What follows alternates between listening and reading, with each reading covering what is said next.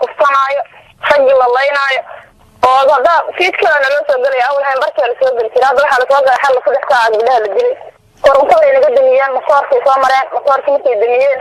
gabdhaha guriga u soo dhaxgaleen walaalo xirada waxa ka jira dhibaatooyin badan ka jira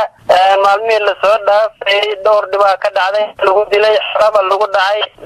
dada lagu haweenaa lagu kufsaday magaalada maanta waa xiran tahay banaanbax iyo bando waa ka jira saacad aan kula hadlayna guryahan ku jirnaa waa tahay marka sidee wax u dhaceen marka qaabka gabdhaha loogu soo galay guriga iyo inta ay yihiin gabdhaha iyo waxa loo geystay xalada ugu dambeysay arinta awal soo socotay waa dhowr bilood oo soo socotay arintan waa laga aamusna wax la hadlay ma lahan xalad laakiin markii ugu dambeysay gabdhaha guriga loogu soo galay gurigooda gadaashiisa laga soo tilaabay gadaashiisa marka laga soo tilaabayna waxa la sameeyay gabdhaha ayaga isha tukanayaan loo imaaday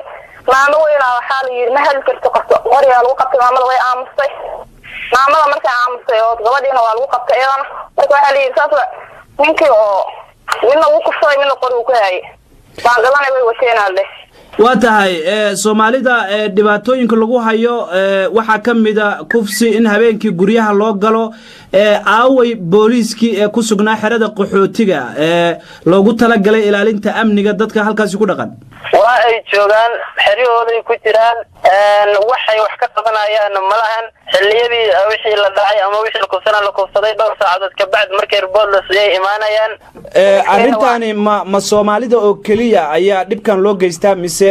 qowmiyadaha kale ee qaxootiga ahna way idin la qabaan way hal qowmiyadana la qabta malahan Soomaalida bis waaye waxaana la degan Oromo Suudaan Itoobiya Congolese Burundi